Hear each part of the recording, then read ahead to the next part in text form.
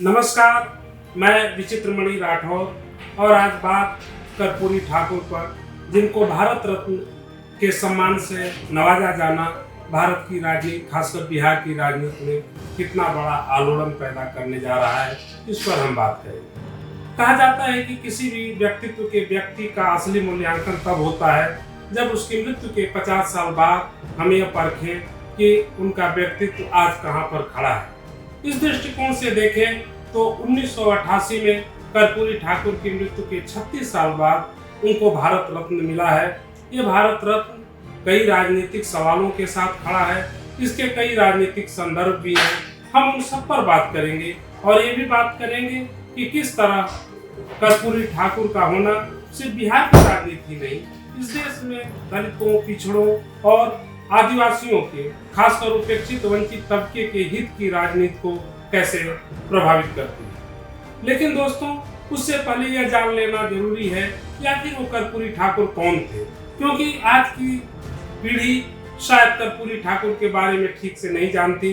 वो बिहार के पहले गैर कांग्रेसी मुख्यमंत्री थे।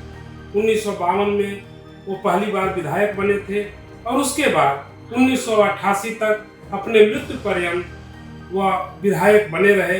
बीच में 2 बार मुख्यमंत्री बने।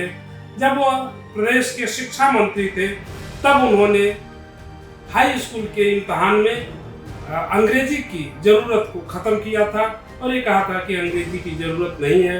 और उनको ये जानते थे कि जो उपेक्षित वंचित लोग हैं, जो पिछड़े और दूर दराज से लोग आते हैं, उन्हें शायद भाषा की समझ नहीं, उन्हें शायद अंग्रेजी की उतनी समझ नहीं है।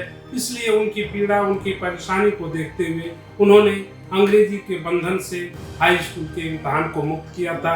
तब व्यंग्य और मजाक में उस डिग्री को, जो लोग बिना अंग्रेजी के हाई स्कूल पास करते थे, उसे मैट्रिक डिग्री, उसे कर्पूरी डिवीजन कहा जाता है। लेकिन उससे भी आगे बढ़कर गरीब या जिसके पास साधन नहीं है, वैसे भी लोग पढ़ाई कर सके, इसके लिए उन्होंने तब एक काम किया था और वो काम था कि 8वीं क्लास तक के लिए उन्होंने मुफ्त शिक्षा की व्यवस्था की थी जब वो प्रदेश के उप मुख्यमंत्री थे। जब वो 1971 में प्रदेश के मुख्यमंत्री थे तो जो सीमांत किसान थे, जो हाशिए पर खड़े किसान थे, उन किसानों के लिए उन्होंने मालगुजारी से मुक्ति दिलाई थी। लेकिन सबसे बड़ा बवंडर तब आया जब 1977 में जनता पार्टी की सरकार बनी थी। वे मुख्यमंत्री बने थे और उन्होंने बगैर किसी से कोई सलाह मशविरा किए प्रदेश के पिछड़ों के लिए नौकरियों में आरक्षण का इंतजाम कर दिया। आरक्षण का वो प्रावधान एक कहें तो भारत की राजनीति में, बिहार की राजनीति के साथ नई दिल्ली की राजनीति तक सोने का काम किया था। उस समय उन पर कई फप्तियां कसी गई, उनके खिलाफ नारेबाजी हुई, उनके खिलाफ कई आपत्तिजनक नारेबाजी की गई जिसे हम आपको सुना भी नहीं सकते। ये नारेबाजी में किया गया, वो जाति से नाई थे कि ये सब राजपाट छोड़ो और जाकर अपना परंपरागत काम करो। मैं ये बात इसलिए बता रहा हूँ कि एक मुख्यमंत्री के रूप में उन्होंने इस समाज को बदलने के लिए जो कुछ प्रयास किया, आज उन प्रयासों की चाहे जितनी बुरी बुरी तारीफ हो रही हो, एक समय में उन प्रयासों पर बहुत बड़ा प्रश्नवाचक चिन्ह लगाया जाता था। ये उनके व्यक्तित्व का एक पहलू हुआ जो राजनीतिक पहलू है, लेकिन इसके साथ ही उनके व्यक्तित्व के कुछ सामाजिक, कुछ व्यक्तिगत पहलू भी हैं। और वो पहलू ये है कि कैसे उन्होंने ये साबित की कि राजनीति सिर्फ पैसे का खेल नहीं है, राजनीति सिर्फ तड़क भड़क का नाम नहीं है। राजनीति पैसे और तड़क भड़क से आगे बढ़कर सादगी और संयम के साथ भी की जा सकती है, जो आज की तारीख में एक किस्म की अनहोनी बन चुकी है। उसको उन्होंने होनी करके अपने जीवन में उतार कर साबित किया।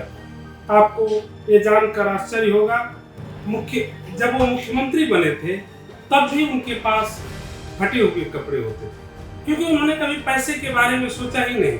एक बार जयप्रकाश नारायण, जो जनता पार्टी के प्रणेता थे और पहली गैर कांग्रेसी सरकार बनने के सबसे बड़े सूत्रधार और महानायक थे, उनकी जयंती पर पटना में जब कर्पूरी ठाकुर पहुंचे तो उनका फटा हुआ कुर्ता देखकर लोगों ने सवाल किया कि क्या बिहार के मुख्यमंत्री के पास कपड़े तक नहीं हैं।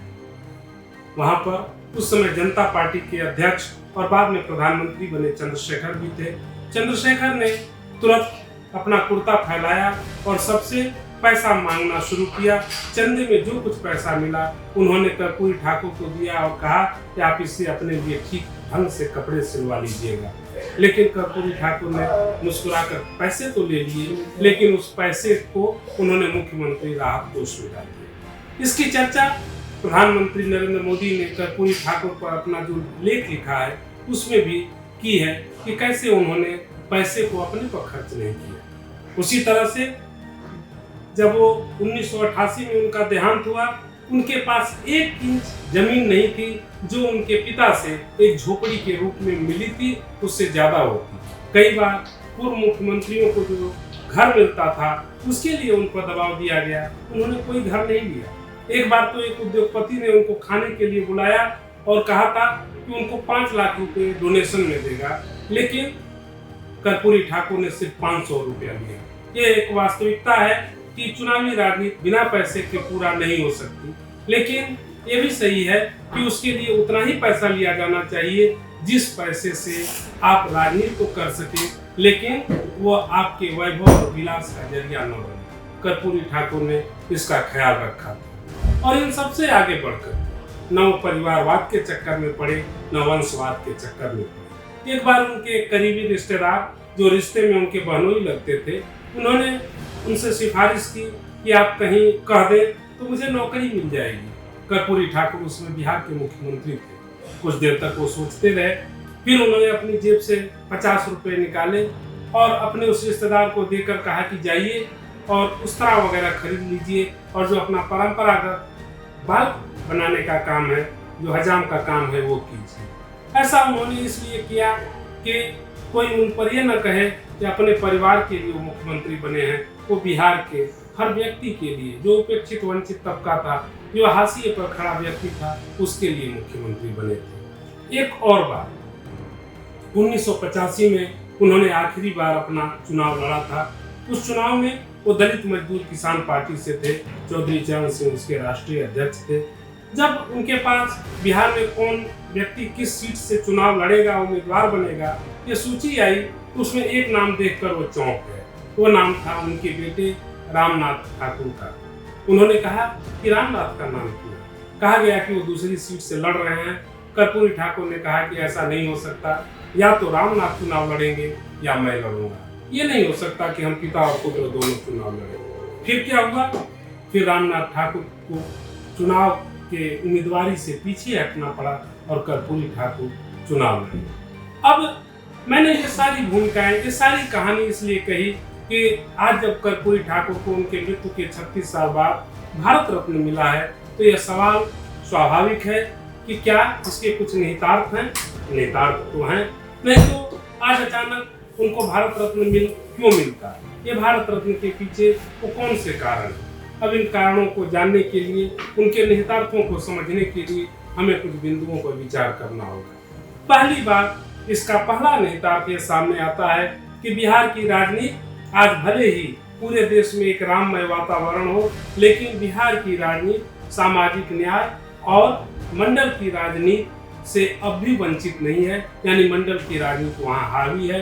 कर्पूरी ठाकुर ने जो पिछड़े तबकों को एक नई जागृति दी थी, एक नई चेतना दी थी, उनको वाणी दी थी, आज उनके कर्पूरी ठाकुर को भारत रत्न मिलना उन्हीं वाणी को, उसी चेतना को एक नया सम्मान है। तो क्या ये चेतना उत्तर बिहार, पूरी तरह से बिहार में नए वोट बैंक का सबब बनेगा और ये बीजेपी को फायदा पहुंचाएगा? इसी से जुड़ा हुआ दूसरा सवाल है कि क्या बिहार के अलावा इसका दूसरे राज्यों पर भी कोई असर पड़ेगा?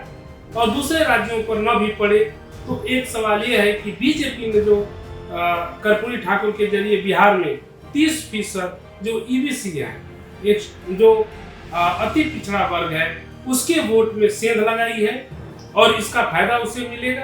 क्योंकि पहले भी भारत रत्न देने के साथ साथ ये सवाल उठे थे कि ये विशुद्ध राजनीति के लिए हुए हैं, उनमें कभी फायदे भी हुए, कभी घाटे भी हुए। जैसे कि 1988 में तब की सरकार राजीव गांधी की थी और राजीव गांधी ने तमिलनाडु के पूर्व मुख्यमंत्री एमजी रामचंद्रन को भारत रत्न से नवाजा था। लेकिन क्या हुआ कांग्रेस को कोई फायदा नहीं हुआ।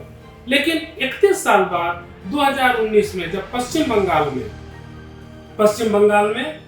बंगाल से आने वाले देश के पूर्व राष्ट्रपति प्रणब मुखर्जी को प्रधानमंत्री नरेंद्र मोदी की सरकार ने भारत रत्न से नवाजा, तो अब देखिए तो बंगाल में उनको फायदा होता हुआ दिखा, क्योंकि उस चुनाव में पश्चिम बंगाल में 42 में 18 सीटें बीजेपी ने जीत ली।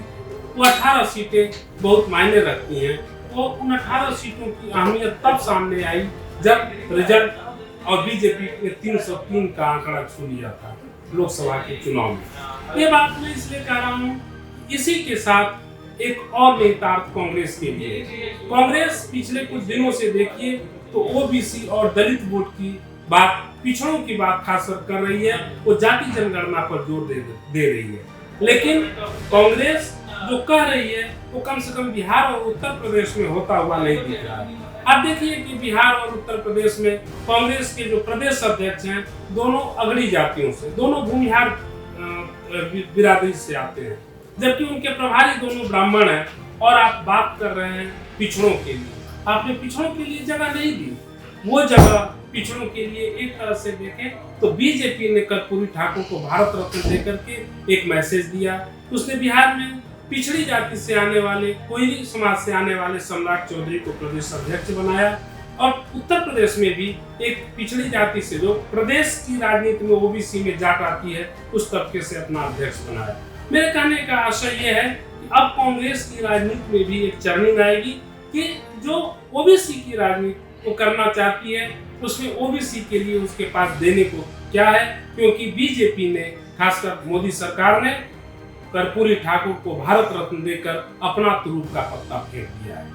और अब चौथा सवाल कि कर्पूरी ठाकुर को भारत रत्न मिल जाने के बाद उनके राजनीतिक स्कूल से निकले उनके दो शिष्य नीतीश कुमार और लालू यादव आगे क्या करेंगे?